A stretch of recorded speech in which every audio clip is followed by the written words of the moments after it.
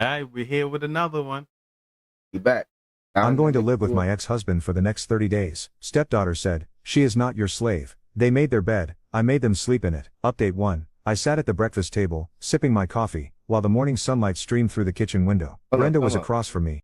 How the fuck she just gonna tell her husband that she gonna live with? That's the caption of the story. Like she ain't tell him yet. That's just the caption of the story. You feel me? But but you are right. She Though. played- You are right though. Whoa, hold on. Me, her eyes scanning the local paper as she absently stirred her tea. Karen sat to my right, scrolling through her phone, her face set in the usual look of disinterest. The clinking of utensils and the occasional rustle of the newspaper were the only sounds filling the room. 5 years of marriage, and our lives had fallen into a rhythm I found both comforting and fragile. Brenda had been through so much before I met her. Her divorce from Marcus was nothing short of a nightmare, a chaotic mess she had to claw her way out of after he Taught me something. But think about Marcus. Remember Marcus. Y'all too. Remember Marcus. was arrested for beating her during one of his drunken rages. It left scars, both He visible shouldn't and have did unseen. She rarely spoke of those days, but the tension that crept into her voice whenever his name came up was enough. I came into her life a few months after that chapter closed. We met through mutual friends at a dinner party. Neither of us really wanting to attend. Something clicked that night. Maybe it was the way her laughter made the room feel lighter, or the way she listened, really listened, when I spoke. A year of dating later, we tied the knot. Karen, now 18 years old, came as part of the package. I knew going in that being a stepfather wasn't going to be easy, especially with a girl as guarded as Karen. She was polite enough, but there was a wall between us that I couldn't seem to scale. I don't blame her. I'm not her father, and I've never tried to be. I've done my best to adjust, to find a place in their lives that feels right for all of us. I take care of them, love them, and I've accepted that Karen may never look at me as anything more than her mother's husband. I never liked that feeling. Like the feeling of having to try to fit in, and you the one doing shit. I just came out of that. I mean, I understand. And you know what? I'm fine with that. For a few months now, Brenda has felt like a stranger in our home. The warmth we once shared has been replaced with a growing distance. The little things have piled up, reduced intimacy, fewer conversations, and her constant claim of being too tired for anything. Then there's her phone, always in her hand, her eyes glued to the screen. The way it's hastily put away, whenever I enter the room, hasn't gone unnoticed. None of it has. I'm not a fool. These are red flags, bright as day. At first I tried to give her the benefit of the doubt. Maybe it was stress, maybe it was something I'd done or failed to do. But as the weeks turned into months, it became impossible to ignore the nagging voice in the back of my head. So I did what I had to do. I hired a private investigator. $2,000 later, I had my answers. A good investigator doesn't come cheap, but knowing the truth is worth every cent. The truth that she's been seeing Marcus, her ex-husband, the same man who destroyed her once, the one I thought she'd left behind for good. And now today's the day I know what Brenda has planned for me. Then, like clockwork, it started. Brenda folded the paper, and placed it neatly on the table, her hands lingering on its edges as though searching for courage in its creases. She looked at me, her lips pressed tightly together before she finally spoke. "Brian, I have something to tell you," she said, her voice unusually soft. I set my coffee mug down carefully, my eyes fixed on hers. "Yes, dear, please go ahead," I said, keeping my tone steady, almost inviting. She hesitated, her fingers fidgeting with. I know y'all feel that knot in y'all stomach right now. Like, I'm going through something like that, but oh, it's gonna get worse. that's crazy. We gonna get through it. Trust me, it's long, but we gonna get through it. The corner of the tablecloth. "I'll be out for a month," she said, the words falling into the I'll silence, be out like for a stone hold into on, water. hold on. She just told that nigga she told him I'm gonna be out for a month. Like it's a job or something, right? Bro, I mean, what type of life was she living? she was a housewife. I ain't talking about that. She was more than a house. She doing all that. I stayed calm, leaning forward slightly. "Okay," I replied simply. Her shoulders tightened, and she shrugged again, as though bracing for something. "I mean, I'll be out for a month. I'll be staying with Marcus," she said, her voice firmer now, as if the repetition lent her some courage. "It's his birthday month, and I want to make it good for him." I leaned back in my chair, letting the weight of her words settle. My expression didn't change, but I could feel the heat rising in my chest. Still, I forced myself to remain measured as I replied. "So I began," my voice laced with quiet intensity. "What will you be doing there? Cleaning his house, cooking his food, and having sex with him? Can he not afford to hire a hooker to do that and feel good? Why does my lawfully wedded wife have to be that hooker?" I said, my tone sharp as I sipped my coffee, refusing to let my emotions get the better of me. Her eyes widened, and she shot back, "What the hell are you talking about? I am no hooker or a maid. I'll be there like his wife." I set my coffee cup down, my movements deliberate and slow, trying to keep my voice steady. "But you were married to me. What about doing whatever it is you plan to do with him? Not be cheating on me, cheating on our marriage?" She didn't flinch, didn't hesitate. Instead, she looked me straight in the eye and said, No, because I told you so. It's not cheating. Now you can watch the second part by pressing share and more. Wife tells husband. How's she gonna say that? That's not. Well, she don't know that he know yet. Feel me? So She just told him. no, that's what he said to her. Oh, you're gonna be over there cleaning, cooking, acting like a wife to him. She's like, no, I'm gonna be there as a wife to him, not like that. Like she was saying it, like I'm gonna be there in a wife form because I used to be married to him. He's still gonna be having sex. Well, yeah, but she don't know that he knows. That's what I'm saying. She don't know that he already found out that y'all are fucking. So she's thinking, she's telling him, "Oh, I'm not sleeping with him. I'm just going over there. We good." Like she's thinking we strong, but he knows already. That's why he said that line. You feel me? But Yeah, she that's don't weird. get that he knows. Good, you good. That shit crazy. Then you said, listen to this shit here. I'm going to live with my ex-husband for the next 30 days. Stepdaughter said, she is not your slave. They made their bed, I made them sleep in it. Update 2. I nodded, the absurdity of her logic sinking in like a weight. Okay, so what do you expect from me then? Wait here for 30 days while my wife is off playing house with another man? Her frustration boiled over, her voice tinged with exasperation. Oh come on Brian, I have some desires that I need to fulfill, and only Marcus can do that for me. I shot back without missing a beat, like tying you to a bed and flogging you with a whip. Are you talking about those desires? I knew all.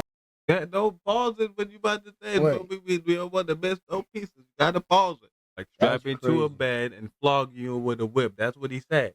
Knew all about her desires because I had seen the texts and the videos. The images were seared into my mind, things I could never unsee. I kept my expression calm, but inside my anger simmered just below the surface. I looked straight into her eyes and said, so you have desires, what about mine? Do I get to take care of my desires? Her frustration was palpable as she threw her hands up.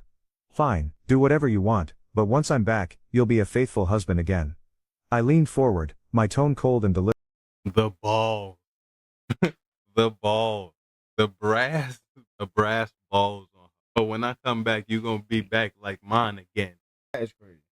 That's out of line. That's out of line. Deliberate. And what if my desires aren't satisfied in 30 days? What happens then? What if I find a better source of satisfaction, one that makes me not want to come back to you? Would that be fine with you? Her face twisted with irritation, but before she could respond, I turned my gaze toward Karen, who had been silently watching this entire exchange. What do you think, Karen? I asked, my voice steady but sharp. Should your mother risk her marriage for a month with her new lover? She looked at me with a smirk of defiance and said, she has her needs and desires. You don't own her. She's not your slave and is free to drink from any watering hole she wants. The arrogance in her tone hit me like a slap. It was clear Karen wasn't just supporting her mother. She was reveling in it, and telling me to go to hell. She wasn't neutral. She wasn't just watching. She was involved. I could see it in her eyes, hear it in the way she spoke. She was as much a part of this as That's what we still recorded. Brenda. And I knew the whole truth. Karen would be going to Marcus's house too. The thought twisted something deep in my gut, but I kept my face composed. I raised both hands, a gesture of surrender. Since both of you want this to happen, I won't be a roadblock in the grand scheme of things. Brenda's lips curled into a smile, a smug, satisfied expression that stung more than her words ever could. But I wasn't finished. In a calm, deliberate tone, I continued. However, Brenda, I want you to sign a document stating that we will be separated for the next 30 days, officially and legally. I will not be responsible for you or your daughter, financially or in any other way, during that time, and I will be free to do as I please, and take care of my desires. Brenda narrowed her eyes at me, her tone skeptical. How does that work? I leaned back in my chair, keeping my demeanor calm and composed. I'll call my lawyer right now. He'll draft up the necessary documents, and we can go to the court tomorrow to make it official. Simple. I paused, letting the weight of my words settle before adding, with a touch of sarcasm. So you see, I'm just clearing the path for you. You can go and be with Tom, Dick or Harry for the next 30 days, and it won't be cheating since we'll be separated. I let a faint smirk tug at the corner of my lips as I continued, and I in turn can have my desires taken care of with nothing holding me back. Her eyes narrowed further, suspicion flickering across her face. Am I missing something here? Why are you doing this? Nothing to add. Nothing to add. It's Yeah, again. this is It's crazy. like yeah, definitely. Yeah. I rose slowly from my seat, looking down at her with an air of certainty. Because Brenda, your words have already made it clear that you wouldn't have stopped, so there's no need for me to stop you. I gave her a small calculated smile and added, frankly, I can use this opportunity to make the most of my desires. Karen smiled smugly and said, Mom, it's a good idea. I didn't know Brian could support you like. Got your child. I know he brought the kid into it. I know he brought the kid into it. But you got your child in the middle. Yeah, girl, you go. That is by far the most craziest thing I ever heard. It's gonna get crazier. Trust me. Definitely gonna get crazier. like this. I turned to her, It's a real matching her story? arrogance with a calm smile. Oh, you have I don't know. This is a Reddit story. This is a Reddit story. no idea. Without another word, I walked out of the room, my phone already in hand. I dialed my lawyer and kept it simple. By the time the afternoon rolled around, my lawyer was sitting across from Brenda in our living room, papers spread neatly before her. She didn't even read the documents, just picked up the pen and signed them with a flourish, her confidence radiating from every gesture. I leaned back, watching her, and when she was done, I let the smallest smile curl my lips. It's done now, I said evenly, and it'll be finalized by tomorrow. That evening, I told Brenda I was heading out for a drink. I didn't bother explaining or making excuses, I simply left. I wasn't drunk when I returned hours later, but I made sure to come back late enough to avoid any interaction with her. The next morning, we found ourselves in the courtroom. Brenda stood beside me, her demeanor calm, her confidence unwavering. The judge glanced over the document, his expression neutral. Mrs. Brenda Wilson, did you get this document checked with your attorney? He said, looking up from the papers. For the next 30 days, your husband will not be responsible for your or your daughter's financial support, and he can do whatever he likes to do. Are you okay with this? Without hesitation, she nodded. Yes, Your Honor. The judge shrugged his shoulders and said, okay. Alright, nothing to say before we get to this next part? Yeah, this could be a Reddit story, I don't know, but some people do post their stories on Reddit. Like, you know about Reddit, right? Some people post their actual stories, and some people do take them, put it in no, it's not Chat GPT personally, it's fucking CapCut. Add a voice to it and then post the story. It's not their story, they're just posting somebody else's story. Actual story. Wife tells husband, I'm going to live with my ex-husband for the next 30 days. Stepdaughter said, she is not your slave. They made their bed, I made them sleep in it. Update 3. That evening Brenda was bustling around the bedroom, packing her bags with an energy I hadn't seen in months. Her face practically glowed with happiness, a stark contrast to the tension that had filled our home recently. I stood by the door, arms crossed, watching her with a detached expression. She looked up at me, her excitement spilling over. Thank you, Brian. You have no clue how happy I am. I'll make sure to make it up to you when I'm back. Her words were almost laughable, but I kept my composure. I smiled faintly and replied, don't worry about that. I'll make sure I'm happy with that. I turned and walked out, my footsteps steady, but my mind a whirlwind of thoughts. Everything was set, every detail accounted for. It was time to execute the plan. I've always prided myself on being a man of logic, someone who keeps emotions in check and focuses on rational solutions. But today, standing there, I felt an unfamiliar ache, a sense of loss gnawing at the edges of my resolve. It wasn't just Brenda I had lost. It was something deeper, something harder to define. But then again, she had already wrecked our marriage long before this moment. All my efforts to help her daughter, every bit of time, energy and money I'd poured into trying to make life easier for them, wasted. The new car I bought for her daughter, that hefty college fund I worked overtime to build, it all amounted to nothing. And for what? For her daughter to smugly tell me that I don't own her mother. Well, it sucks, but when has life ever promised to be a cakewalk? Newton's third law of motion: for every action, there is an equal and opposite reaction. That fundamental truth of the universe still holds, and now I intend to prove it with my reaction. That evening Brenda left with her daughter to be with her ex-husband Marcus. I made sure to wave them goodbye one last time. They deserved to see that goodbye. Once they were out of sight, I walked to the kitchen and grabbed a bottle of Jack Daniels from the cabinet. I poured myself a large one, added a few cubes of ice, and took a small sip, letting the warmth of the alcohol slide down my throat. It was the only thing that felt familiar at that moment. Then I picked up the phone and made the call. Yeah, what your mother? I wish you had that shit on the soundboard. I wanted to say that shit too, but you said it before because I was just about to pause. Like, yeah, my boy, you had to. But now you know it's a dude. Like now you know it's a dude talking because the story, like even when he was standing there with the unexpressed look, that's how he felt. That's what makes it even seem real. Like I don't want to believe the story, but getting those minute details will let you know so fucking much. It's crazy. The call. It's all done, I said, my voice steady. Let's start the show. The next morning, I woke up with a clear plan. The first thing to go was the car I had bought for my wife's daughter. It was a Honda, a car she had loved when she first saw it. Even if she had grumbled about the color, saying it wasn't her favorite, that didn't matter now. Tough luck, she could now pick whatever color she wanted for her next car, and hopefully, her father Marcus could buy it for her. Next, I turned my attention to my wife's car, the one she adored. She'd always flaunted it, acted like it was the best thing I could have ever done for her. Well, too bad. She never once appreciated the man who worked tirelessly to give her what she wanted. Now, for the next 30 days, Marcus can handle her transportation. I won't be the one to provide that comfort anymore. As for the house, it was too big for them. I had heard them complain enough over the years. They always talked about how they wanted something smaller, cozier, like the house Marcus had. Well, they're already living in one now, so might as well make that permanent. It's not like they'll be coming back to this one anytime soon. By the end of the day, I had what I needed, $2 million in my hands, or more accurately, in my offshore account. No more sacrifices. Now I could finally do what I wanted. You caught that, right? Mm-hmm. But what am I talking about this? His money? No, not that. That's all the money he spent on them. Right. Like everything he was doing for them. Right. And got rid of it. It added up to $2 million. Mm. Like what? That dude put, even if it wasn't close to it, it still added up something close. Like he put that much money into y'all. Not to say that you have to see it, but damn, really?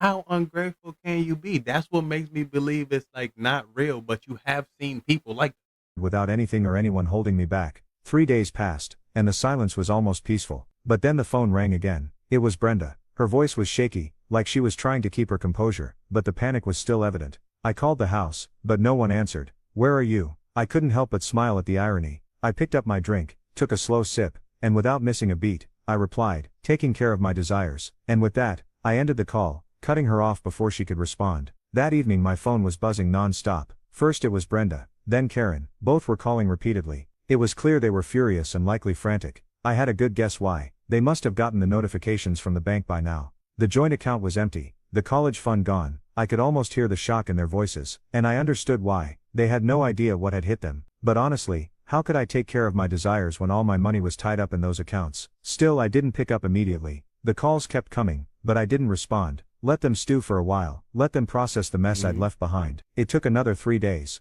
3 long days of constant ringing, before I finally decided to answer the phone. Hey Brenda, how are you? I said, my voice calm, almost casual. Sorry I was busy getting my desires catered to, so I couldn't answer your calls. She didn't hold back the insults, the accusations, the guilt trips. They all came pouring out in a relentless stream. Every verbal garbage you could imagine, and even some things that left me scratching my head in disbelief. But honestly, she had every right to be angry. I wasn't expecting sympathy. I just sat there, listening, waiting for her to finish. And once she finally fell silent, I knew it was time. I guess it's not the time to talk. Bye. Wife tells husband, I'm going to live with my ex-husband for the next 30 days. Stepdaughter said, she is not your slave. They made their bed. I made them sleep in it. Update 4. That went on for 5 days. 5 straight days of her screaming and me hanging up. Each call more frantic than the last. It was almost predictable. But on the 6th day when I picked up, there was a noticeable shift. She wasn't shouting. She wasn't spewing her anger at me. Instead there was a calmness in her voice. Why did you take away all the money? I leaned back, took my time with the answer. Well, living in a 5-star hotel in Jamaica costs a lot. How do I pay for it unless I empty your daughter's college fund that I paid for? What? That was my dream vacation. How could you do this to me? She was livid. Well, my desire was for you to remain faithful to me. That did not work out well, so I got the next best thing, a vacation in Jamaica with a young blonde Russian woman to keep me company. Brenda's voice cracked with fury as she screamed, you will not get away with this. Once I am back, I will make you pay. I could feel her rage through the phone, like it was burning right through the line. Honestly, it didn't faze me. I'd expected it. She was always like this, overreacting to things, the same old drama. But it wasn't the kind of emotion I wanted to deal with right now. I wasn't in the mood for a fight. Not with her, not with anyone. I took a deep breath, my fingers tightening around the phone. I guess you're angry, I said, my voice calm, almost too calm. Not the kind of emotion I want to deal with right now. Before she could say anything more, I pressed the end call button. There was no need for any more of her threats, not today. A month had nearly passed, and now it was time to move on to the next phase of my plan. I boarded the plane, and I had a clear destination in mind. It wasn't just another getaway. No, this was something bigger. Thailand. Back when I was working as a software analyst, I had frequently been offered a partnership at a firm in Bangkok. At the time, I brushed it off, not feeling the need for anything more. But now, with nothing really tying me down back home, nothing left that mattered, I figured, why not? So I'd accepted their offer. And here I was on my way. The plane ride was long, but it gave me time to think, to reflect on everything that had led me here. When the wheels finally touched down, I couldn't help but feel a strange sense of relief. I had made my choice. I had moved on. I landed in Bangkok, switched on my phone, and immediately called my lawyer. She'll be back today. Please give her my gift. It was time for everything to unfold. Later that evening, Brenda and Karen returned home, or what they used to call home. I couldn't help but imagine the look on their faces when they saw what awaited them at the door. A man was already standing there, waiting. He approached them with calm professionalism. Hello, are you Mrs. Brenda Wilson? He asked. She nodded, her face a mixture of confusion and dread. You've been served. The man handed her a manila envelope, stood back a few feet, and snapped a picture before walking away without another word. The image, the moment captured in that brief flash, was still the best thing I'd seen in a while. There she was, Brenda, holding that envelope, her face crumpling as tears started to fall, and Karen, she stood beside her, looking utterly shocked, her eyes scanning the driveway. Dude, where's my car? She asked, her voice quivering. As I predicted, the phone call started. I let them ring through, waiting until I was in the comfort of my home. He got a house camera. He got a fucking house camera. He caught all of that. That's how he know all the details like this. Damn near I won't say the whole crib, but enough of the crib to have all of this. Cause I'm like, yo, how you find out how even the picture couldn't have told you all that. You must have had cameras. You got to have cameras. Unless this is a fake story like you was saying. My hotel room before I dialed her number. I didn't even need to say anything. She picked up almost immediately, and before I could say a word, she exploded. You are not an honorable man. You're jealous of Marcus. You couldn't handle your ego. Her voice was shrill, a steady stream of insults, the same ones every cheating wife throws when caught. I didn't interrupt her. I didn't even flinch. I just listened. This time I wasn't hanging up. I wasn't running from it. I waited for my turn. Did you open the envelope? I asked, my voice steady. There was a brief silence on the other end, followed by the sound of rustling paper. Inside were the images of her and Marcus having sex, with timestamps and locations, even the ones where she was tied to the bed. You knew all this time, she said, her voice faltering for the first time. Oh yes, I said. See, I told you he knew from the start. He knew. He's like, that's why he said all that. And how the hell you ain't catch that? You ain't say, huh? Let me not do this. He sniffed something out. Details like that. The story could be fake. Could be fake. Calmly. I did. I could almost hear her processing it, the weight of the truth sinking in. Since you made your bed, I made sure you'd sleep in it. You did not try to stop me, she said. Oh no, why should I stop you? Once you decided to cheat, you ended our marriage. Besides, why would I choose between a cheating wife and a vacation in Jamaica? The next part was almost too easy. The divorce has been filed under adultery, and I've left some money in the joint account. Hopefully, that will be enough for you to reach Marcus's house.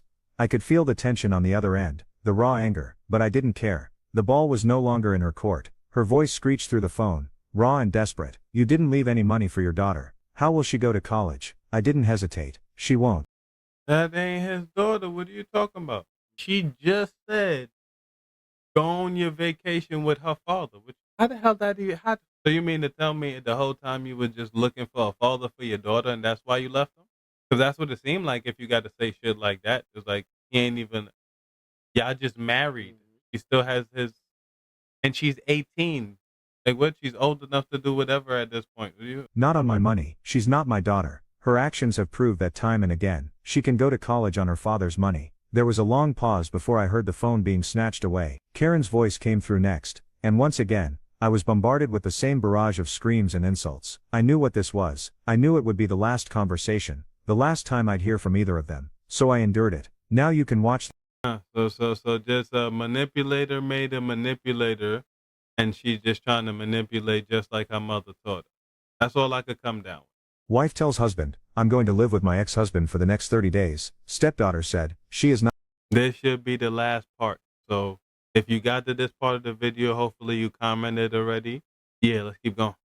Not your slave. They made their bed. I made them sleep in it. Update 5. Then in a voice that wavered between rage and disbelief, Karen said, you sold my car. No, I sold my car. I shot back, not even flinching. You took away my college fund, she cried, the desperation clear in her voice. I couldn't hold back the bitterness anymore. No, I made sure I had money to fund my desire for a Jamaican vacation. Besides, it was my money, and I took it back. And then without missing a beat, I added, as you said your mother can drink from any watering hole, so can I. She screamed again, her voice shaking with anger and frustration. What will I tell my friends? My car is gone. I didn't even flinch. Tell them your loser stepfather sold it to fund his Jamaican vacation, and now I'm going back to live with my real biological father. There was a sharp intake of breath on the other end before Brenda snatched the phone back. Her voice was dripping with accusation.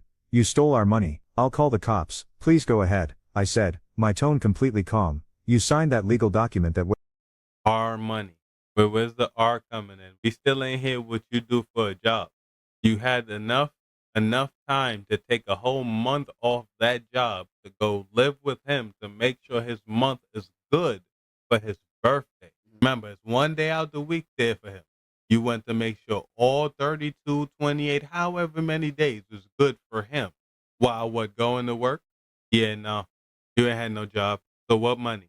Waived my financial responsibility towards you. I spent the money within the 30 days, and now I'm broke. I have no money. She shot back immediately. Her You spent $2 million?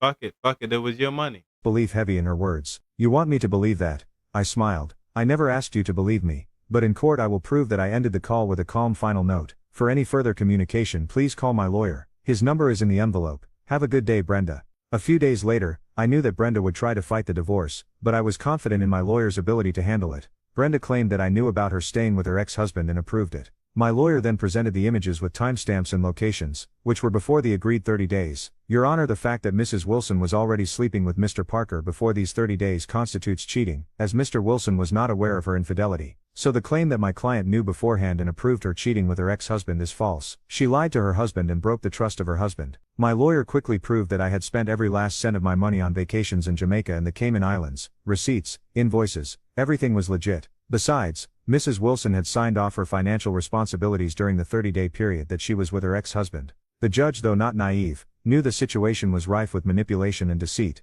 but there was little he could do. The paperwork had been meticulously filed, and the legal process had been followed. His hands were tied, bound by the formalities of the law. Even if he could see through the thinly veiled charade, he ordered that whatever assets remained be properly settled. That's when Brenda's lawyer, clearly desperate, tried to bring up child support, but my lawyer wasn't about to let that slide. With a firm tone, he immediately objected, pointing out the obvious truth. Karen wasn't my daughter, not biologically, not legally. I had never adopted her, and the judge knew this was a crucial detail that rendered child support irrelevant. My lawyer didn't stop there though. He went on to make a bold move, one that would only add to the absurdity of the entire situation. Who the hell marries somebody and adopts an 18-year-old kid? Like, who the fuck? Y'all really out there doing it? Like, not to sound fucked up, but she can't even carry your name. Every time a woman get married, she don't have to change it, but that's the thing. Now I'm just subjecting you down to a namesake. My fault. Let's go. He argued that I had given up all my worldly responsibilities, having chosen the path of a Buddhist monk, no income, no possessions, no obligations. It was an audacious defense, but it worked. The judge, who had been sitting stone-faced through most of the proceedings, couldn't help but almost laugh at the ridiculousness of it all. He glanced at Brenda, his smirk betraying his amusement. "Tough luck, lady," he said, barely holding back his laughter. His words rang through the courtroom, echoing the finality of it all. "Can't help you further. The divorce is granted, and the joint account money is to be given to Brenda a month after the divorce." I learned that Brenda and Karen had moved in with Marcus. The reality, however, was far from the picture they probably envisioned. It wasn't the happy family they'd hoped for. In fact, it was a repeat of the toxic, abusive cycle Brenda had long tried to escape. Marcus, in his drunken state, continued to. So sex was that important to you? Huh? That sex was that important to you? Because that's what it came down to. And in all retrospect, you went over there for sex because he was dogging that shit. I mean, hey, your choice. Beat Brenda like he had before during their marriage. But I guess Brenda liked it rough. And Karen, she was nothing more than a silent witness, powerless in the face of it all. Brenda couldn't leave him. She had no place to go, no support system left. She was stuck, trapped in the very nightmare I had once been part of. Karen now walks to school or takes the bus. No more luxuries, no more easy rides. The comfort they had enjoyed was gone. As for Marcus, my revenge on him was never meant to be violent. It was simple. I handed him what he wanted. Now he had to feed and take care of his new family, his wife for 30 days and her daughter. Let him deal with the consequences of his actions. Let him face the reality of the mess he had created. I'd given him exactly what he desired, but it came with a price. Sometimes you need to be careful of what you want. You might just get it. Dear listeners, please share your thoughts. Man, he didn't care. He didn't care. Send her back, don't send her back. He didn't care. He wanted to make sure that he still got it with her. He just thought you was a sucker. Like full 100% sucker. Not your fault though. It's really her fault because when he came with the sweet talk, you shouldn't have been listening. She shouldn't have been listening. Because she already been through it. If you already been, like that's the definition of insanity. That's what that is. You tried to do the same shit. You've already been doing that game with them. And you just seem to forget how it turns out. The dude who's not doing none of that toxic shit, all he do is lacking, even though it's fucked up to say, yes, women don't like to teach men, but go ahead, try to teach him or something. You feel me? That if you can make him get up, make him get up. God damn it. There's another way to do it. Some way. Fuck it. Everybody got that. But I don't know. You got something else to say or you got it? That was a good story. She got what she deserved. I think everything ended our way. Nah, I think it made you look soft. But it's alright though, we all got that petty bone. Don't think I'm out of there. I'm in there too. Fuck you mean? I take it there. It's just I plan mine out. Like mine may take years to happen, but I keep it tucked.